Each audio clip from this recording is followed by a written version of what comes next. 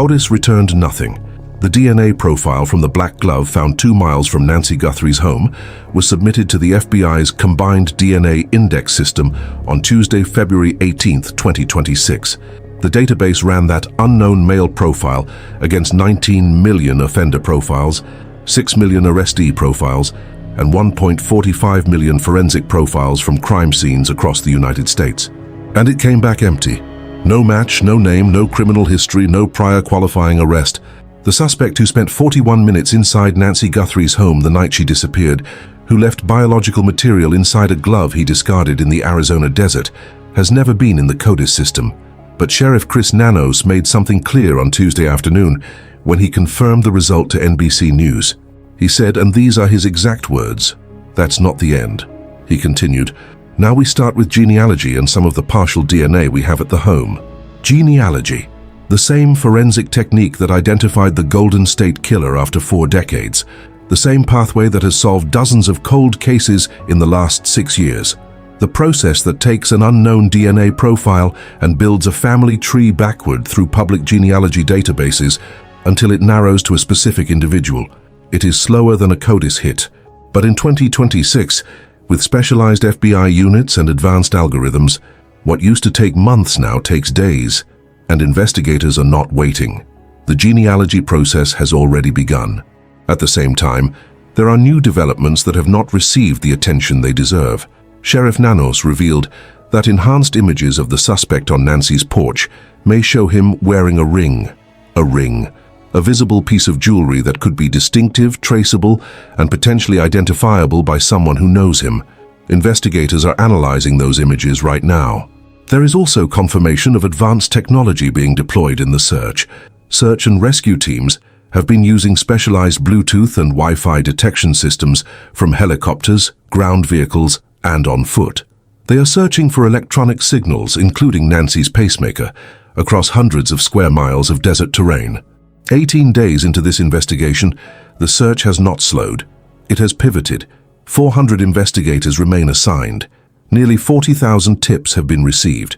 The Walmart backpack has been identified as sold exclusively at one retailer, with purchase records being cross-referenced against surveillance footage at every Tucson area store. The family has been formally and completely cleared. And the DNA, the unknown male profile that did not match anyone in CODIS, is now being run through a different kind of database. One that does not require a prior arrest. One that searches for relatives, not criminals. One that has never failed to produce a name when the profile is viable and the family tree is built far enough. Tonight we break down what the no-match CODIS result actually means, where the genealogy pathway leads, what the ring detail could reveal, how the Walmart records are being analyzed, and what happens next in a case where an 84-year-old woman has been without her medication for 18 days. This is the Nancy Guthrie case. The science did not fail. It just opened a different door. Before we go any further, subscribe to this channel and hit that notification bell. Right now this case is developing by the hour. Every forensic update, every new piece of evidence, every investigative pivot. We are tracking all of it and breaking down what it means, where it leads, and why it matters. New in-depth investigations every week. Subscribe now. Hit the like button if you've been following this case from day one, and leave a comment. The CODIS result came back empty, but genealogy is starting. Do you think the family tree pathway will identify the suspect? And what do you make of the ring detail? Tell me what you think. Be respectful. This is about a real family. Now let's get into it. Nancy Ellen Guthrie, 84 years old, born January 27, 1942 in Fort Wright, Kentucky. She has lived in Tucson, Arizona for more than 50 years. She was married to Charles Guthrie until his death in 1988 during a mining exploration trip in Mexico. He was 49. Nancy raised her 3 children, Savannah, Annie, and Cameron, and built an independent life in the Catalina foothills. Her daughter Savannah is the co-anchor of NBC's Today Show. That connection is why this case is on every news channel in America. But Nancy was a person, a full and real person, decades before her daughter became famous. She is known in her church community. She plays cards with family. She drives herself places. She manages her own home. She is by all accounts mentally sharp and fiercely independent. Despite mobility limitations and chronic pain, she has a pacemaker. She takes daily medication for blood pressure. Sheriff Nanos said publicly that she could not walk 50 yards without assistance. Those are not background details. Those are survival facts. Every day without her medication is a medical countdown layered on top of a criminal investigation. On the evening of January 31st, 2026, she had dinner at her daughter Annie's house. Cards, family time. Her son-in-law, Tommaso Cioni, drove her home at 9:45 p.m. The garage door closed at 9:50 p.m. And sometime in the hours that followed, a masked man approached her front door, spent 41 minutes on her property, and Nancy Guthrie disappeared. Let's be precise about what happened with CODIS and what it tells us. The DNA profile extracted from the glove found approximately 2 miles from Nancy's home was confirmed as belonging to an unknown male. Preliminary results were received on Saturday, February 15th. Quality control was completed. The profile was viable, meaning it was complete enough and clean enough to be searchable. It was submitted to CODIS, the FBI's combined DNA index system. CODIS contains, as of late 2025, more than 19 million offender profiles from individuals convicted of qualifying crimes, over 6 million arrestee profiles from people detained for serious offenses, and approximately 1.45 million forensic profiles from unsolved crime scenes. The system has produced more than 781,000 hits and assisted in over 758,000 investigations since it was established. When an unknown profile is run through CODIS, the system compares it against every entry simultaneously. If there is a match, investigators receive immediate notification with a name, a criminal history, and identifying information. On Tuesday, February 18th, the Pima County Sheriff's Department confirmed publicly that the DNA from the glove did not yield any hits in the CODIS database. No match. What does that mean?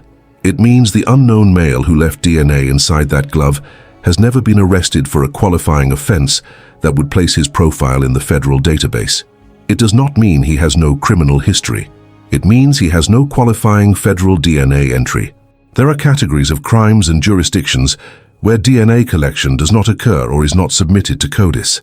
A person with misdemeanor arrests, with arrests in jurisdictions that do not routinely collect DNA, or with no arrests at all, would not be in the system.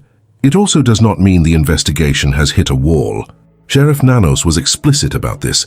He told NBC News on Tuesday afternoon, "That's not the end. Now we start with genealogy and some of the partial DNA we have at the home." Genealogy, forensic genetic genealogy. The process that does not require the suspect to be in any criminal database. It requires only that someone, somewhere in his extended family, submitted DNA to a consumer genealogy service. And statistically, in 2026, the probability that an American has at least one relative in a public genealogy database is extraordinarily high. Let's talk about how that process actually works, because it matters. Investigators take the unknown DNA profile and upload it to public genealogy databases like GEDmatch, Family Tree DNA, and other platforms where users have opted in to law enforcement searches. The system is not looking for the suspect. It is looking for genetic relatives, third cousins, great aunts, distant family members who share enough markers to indicate a common ancestor. Once partial matches are found, forensic genealogists build family trees. They work backward to identify the common ancestor, then forward through every descendant line to narrow the pool. They eliminate females if the suspect is male. They eliminate individuals who were not in Arizona on February 1st, 2026. They eliminate people who do not match the physical description from the surveillance footage. Eventually, the tree narrows to a specific individual or a small group of individuals who fit every parameter. Colleen Fitzpatrick, a leading forensic genealogist who has worked on dozens of cases, described the process this way. "It is like solving a Sudoku puzzle. You are not looking for one match, you are looking for a network. If they are related to you, they are related to each other. You build the connections, you work the tree, and eventually you find the person." This is how Joseph James DeAngelo, the Golden State Killer, was identified in 2018. He had committed crimes for more than a decade across California in the 1970s and 1980s. He was never in CODIS, but a distant relative had submitted DNA to a public genealogy database. That partial match built a tree. The tree produced a specific suspect. Discarded DNA from his trash confirmed the match. He was arrested after 4 decades of anonymity. The technology has advanced significantly since 2018. The databases are larger. The algorithms are faster. The FBI has a specialized unit dedicated entirely to forensic genealogy. In 2026, what took months in the D'Angelo case can be compressed into days or weeks. Sheriff Nanos also mentioned something critical in his statement to NBC. He said, "We have some partial DNA we have at the home. That is a separate profile from the glove. That DNA collected from somewhere inside Nancy's property also belongs to an unknown male. It does not match Nancy or anyone in her known circle. If the glove DNA and the home DNA match each other, investigators have the same unknown male at 2 locations, inside the house and 2 miles down a specific route. That chain of evidence is powerful even before genealogy produces a name. If they do not match, the investigation has 2 separate unknown DNA sources to account for. That could support theories about multiple people being involved. It could also mean one profile has an innocent explanation. Either way, the genealogy process is running, and it does not require the suspect to have made a single mistake beyond leaving his DNA in a place where it could be found." On Tuesday, Sheriff Nanos revealed something that has not been widely reported yet. He said that surveillance images from Nancy's doorbell camera may show the suspect wearing a ring. A ring. He was careful. He said, "I look at the same photo you look at, and I see it. I'm going to give that to my team. They'll look at that, they'll analyze it, and we'll see." But the fact that he mentioned it publicly means investigators are taking it seriously. A ring is a visible, potentially distinctive piece of jewelry. Rings can be identified by style, material, design. If the suspect was wearing a ring during the commission of a crime, and someone who knows him recognizes that ring from the footage, that is actionable intelligence. The FBI has already described the suspect based on the doorbell footage. Male, approximately 5'9" to 5'10" tall, average build, black ski mask, heavy black gloves, likely doubled, dark clothing, sneakers, a 25-liter Ozark Trail hiker pack backpack, a gun holster worn low on his body, and now possibly a ring visible in enhanced imagery. Every detail matters. Every identifiable characteristic narrows the pool. The backpack is a Walmart exclusive. The holster is an inexpensive model, approximately $10 available at Walmart, with a distinctive design that firearms experts have described as unusual. The combination of that specific holster with what appears to be a Walter semi-automatic handgun in the footage is rare enough to be memorable, and now a ring. There is also confirmation of technology being deployed in the search. Search and rescue teams have been using specialized systems designed to detect Bluetooth and Wi-Fi signals from helicopters, ground vehicles, and on foot across the terrain surrounding Nancy's home. The system works by detecting electronic signals and creating a map that identifies signal sources within a search area. Nancy's pacemaker emits a Bluetooth signal. If that signal is active and within range, these detection systems can theoretically locate it. The search has been extensive. The fact that no signal has been detected means Nancy is either not in the areas that have been covered, the pacemaker is no longer transmitting, or there is a physical barrier preventing detection. Sheriff Nanos called the backpack one of the most promising leads in the entire investigation, and for good reason. The 25-liter Ozark Trail hiker pack, visible on the suspect's back in the doorbell footage, is a Walmart private label exclusive. It is not sold at any other retailer. Every unit sold, whether in store or online, creates a transaction record. Walmart has provided investigators with records of every purchase of that specific backpack made in recent weeks and months across Arizona and potentially neighboring states. Nanos confirmed publicly that investigators are working with Walmart managers across the state to determine how many sales occurred in the last 20, 30, and 60 days.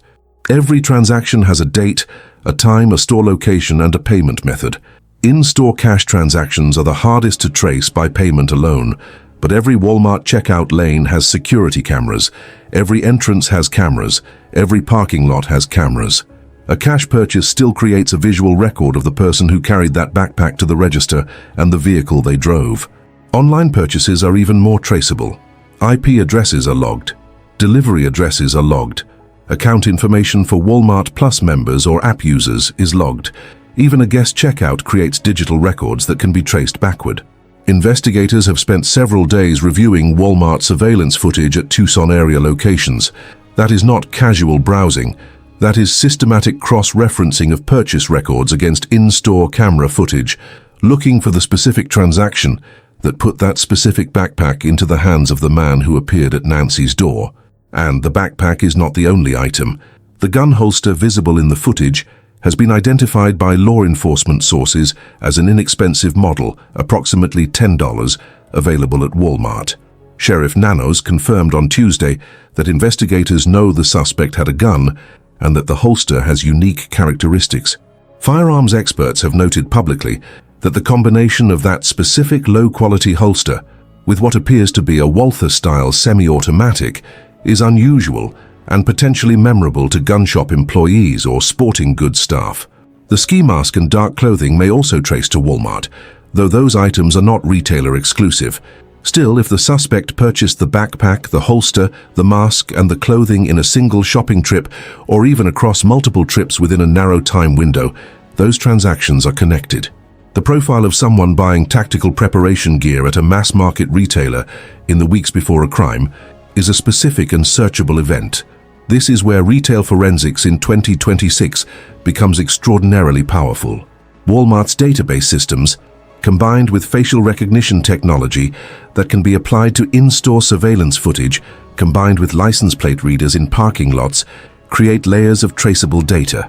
The suspect may have believed he was anonymous because he wore a mask to the house, but investigators theorize he likely did not account for the fact that the preparation for the crime, the purchase of the equipment, was already logged in systems that do not delete transaction records.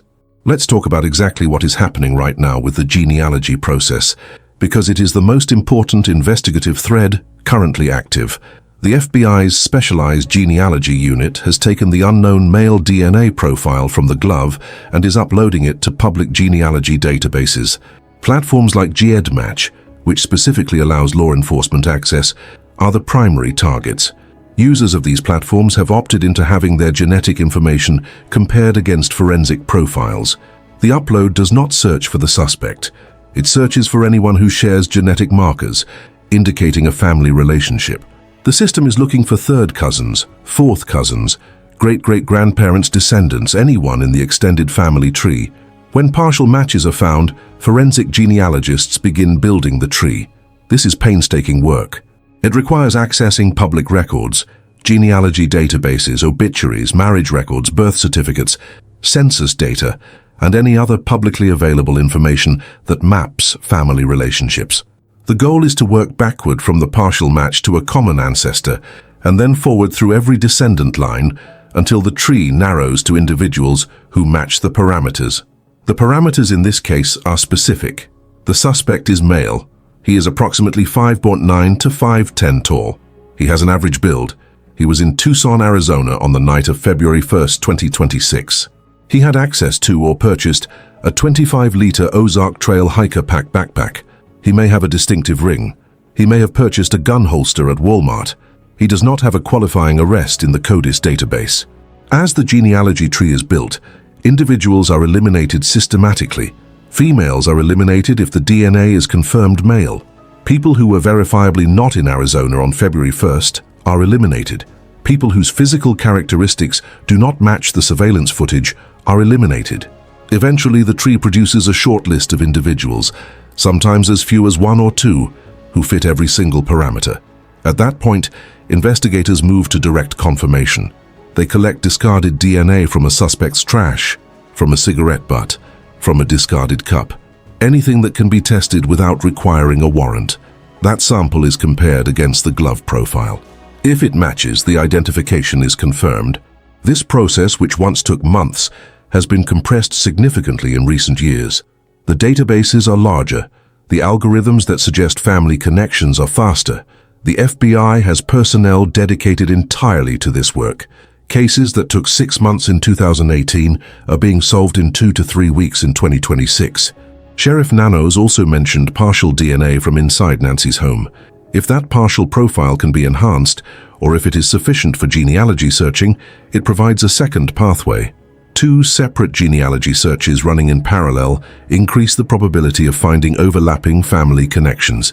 If both profiles point to the same extended family, the tree narrows even faster. The suspect, whoever he is, may believe that because he is not in CODIS, he is safe. But in 2026, not being in a criminal database is no longer sufficient protection. The moment he left his DNA in that glove, he connected himself to a genetic network that extends to millions of people. And somewhere in that network, someone, a third cousin who did a genealogy test out of curiosity, a distant aunt who wanted to trace her ancestry, a relative he may not even know exists, is in a database, and that connection will be found. This is not a matter of if, it is a matter of when. On Monday, February 17th, Sheriff Nanos issued the most definitive statement about the Guthrie family that has been made during this investigation. He said, "To be clear, the Guthrie family, to include all siblings and spouses, has been cleared as possible suspects in this case. The family has been nothing but cooperative and gracious, and are victims in this case. To suggest otherwise is not only wrong, it is cruel. The Guthrie family are victims, plain and simple." That statement came after weeks of speculation on social media and in certain media outlets about the family's potential involvement. Tommaso Cioni, Annie's husband, was the last person documented to be with Nancy before she disappeared. He drove her home. Searches were conducted at Annie and Tommaso's residence. A vehicle was towed. All of that fueled speculation. Nanos ended it formally. Completely. The family is cleared, all siblings, all spouses. They are victims, not suspects. Arizona State Representative Alma Hernandez spoke publicly about the damage being done by social media misinformation in this case. She described individuals spreading false information for views as harmful to the investigation.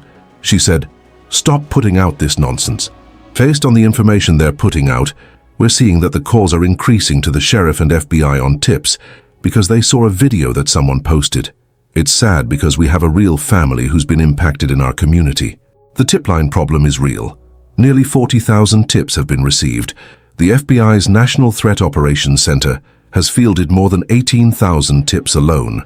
But when a significant percentage of those tips are based on fabricated social media content rather than genuine observations, investigators have to spend time filtering signal from noise. Every bad tip is time not spent following a real lead." Savannah Guthrie posted another video on Sunday, February 16th, marking 2 weeks since her mother disappeared. She said, "We still have hope and we still believe. And I wanted to say to whoever has her or knows where she is that it's never too late, and you're not lost or alone, and it is never too late to do the right thing. And we are here. We believe. We believe in the essential goodness of every human being." That message is not just grief. It is strategy. If the person holding Nancy is someone who got in over their head, someone operating from panic rather than planning, someone who has spent 18 days trying to figure out what to do next, Savannah's message is aimed directly at that psychology. There is a way out, not a good way, but a way that does not require another irreversible decision. The Tucson community has continued to rally. Yellow flowers symbolizing hope have been placed outside Nancy's home. A banner reading, "Bring her home," outside the KVOA newsroom has collected signatures from across the country. At St. Andrew's Presbyterian Church, where Nancy was a member, her name continues to be spoken in prayer. 400 investigators remain assigned to this case. That is not a small commitment. That is the sustained application of resources across local, state, and federal agencies. Sheriff Nanos said on Tuesday, "As long as we have the ability to chase a lead, it's not cold. We're not going to give up. We're going to find Nancy, and we're going to find out who did this." Let's be clear about what is happening right now and what comes next. The genealogy process is running. The FBI's specialized unit is building family trees from partial DNA matches. That work is happening 24 hours a day. Every match found is a branch. Every branch leads to more branches. Eventually, those branches narrow to a trunk, and the trunk leads to a specific individual. At the same time, the Walmart purchase analysis is ongoing. Investigators are cross-referencing transaction records against in-store surveillance footage at every Tucson area location that sold the Ozark Trail hiker pack in the weeks leading up to February 1st. If the suspect paid with a card, the transaction may be directly traceable. If he paid cash, camera footage may capture identifiable details. Either way, investigators are working systematically through purchase records, the gun shop canvass that was conducted earlier in the investigation, where FBI agents brought a list of approximately 24 names and photographs to multiple firearms retailers, suggests that investigators have already narrowed the pool significantly from the initial 40,000 tips. 24 names is not a wide net. That is a targeted list, generated from credible intelligence. Philip Martin, owner of a gun shop in Tucson, told reporters that authorities showed him approximately 18 to 24 names and photos, and that nobody on the list had purchased a gun from him. The FBI declined to comment, but the fact that investigators are working through gun shops with specific names means the tip analysis has already produced actionable targets. The ring detail, if confirmed through image enhancement, provides another identifiable characteristic. Rings are personal. They are often gifts. They have emotional or symbolic meaning. Someone who knows the suspect may recognize that ring. The holster, with what Sheriff Nanos called unique characteristics, is another traceable item. Walmart and gun shop employees may remember selling an inexpensive holster to someone who paired it with a higher-end firearm, which firearms experts have noted is an unusual combination. All of these threads are running simultaneously, and any one of them reaching a conclusion accelerates everything else. If Genealogy produces a name, that name gets cross-referenced immediately against the Walmart purchase data, the gun shop canvas, the tip line information, and the physical description from the surveillance footage. If Walmart records identify a purchaser, that individual's DNA can be compared against the glove profile through discarded samples. If the gun shop canvas produces a credible lead, that lead can be traced backward through family trees. The investigation is not linear. It is networked, and in a networked investigation, every thread strengthens every other thread. Let's be direct about what 18 days means for Nancy Guthrie. She is 84 years old. She has a pacemaker. She takes daily medication for blood pressure and chronic pain. Her family has described her as being in constant pain, even under normal medical management. Sheriff Nanos said publicly that she could not walk 50 yards without assistance. 18 days without blood pressure medication for someone with a significant cardiac history is not a minor gap in treatment. Blood pressure that is uncontrolled for that length of time places sustained stress on the cardiovascular system, the kidneys, the brain. The risk of stroke, cardiac event, or organ damage compounds with every day that passes. The pacemaker itself does not require the smartphone app to function. Implanted pacemakers operate independently. But the disconnection of the app at approximately 1:52 a.m. on February 1st indicated that Nancy was moved beyond Bluetooth range of her phone, or that something severed that connection. The pacemaker may still be functioning, but without the monitoring system, there is no way to know if Nancy is experiencing arrhythmias or other cardiac complications. The detection technology deployed by search and rescue teams was specifically searching for the pacemaker's Bluetooth signal. The fact that no signal has been detected across extensive aerial and ground searches means Nancy is not in the covered areas, the device is no longer transmitting, or there is physical shielding preventing detection. Every day this investigation continues is a day that matters in terms not just of legal outcome, but of biological survival. The genealogy pathway is not slow by historical standards, but for a woman who needed her medication 18 days ago, every additional day is risk layered on risk. Sources close to the investigation have indicated there is a widespread belief among investigators that Nancy could still be alive. That assessment is based on evidence and behavioral analysis that has not been made public. If that belief is grounded in reality, then the genealogy process is not just identifying a suspect, it is potentially the pathway to a rescue.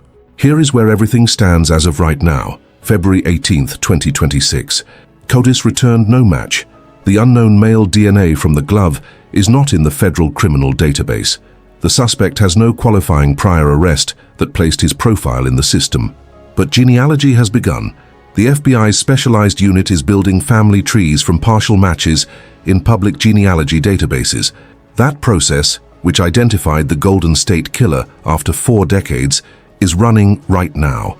And in 2026, it is faster than it has ever been.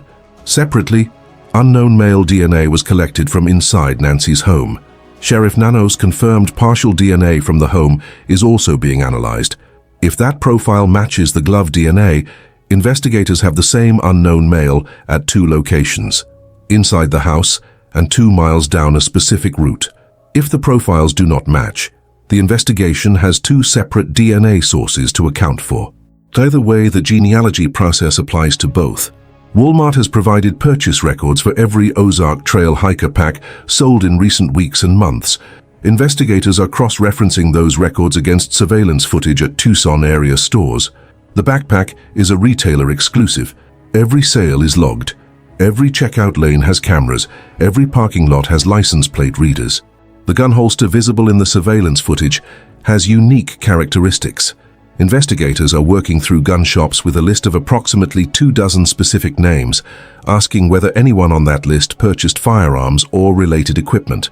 Enhanced imagery of the suspect may show him wearing a ring, a visible, potentially distinctive piece of jewelry that someone who knows him might recognize. The Guthrie family has been formally and completely cleared. All siblings, all spouses. They are victims, not suspects. 400 investigators are assigned. Nearly 40,000 tips have been received. Detection technology is scanning for electronic signals. The search has not paused. It has pivoted. And 18 days after Nancy Guthrie disappeared from her home, the science that was supposed to identify her abductor immediately did not. But the science that works more slowly, that builds family trees through public databases, that does not require a criminal history, that has never failed when the profile is viable and the tree is built far enough, is running right now. He wore a mask. He disabled the camera. He wore double gloves. He may have believed that was enough. But he left his DNA in a glove in the desert. He bought a Walmart exclusive backpack. He may have been wearing a ring.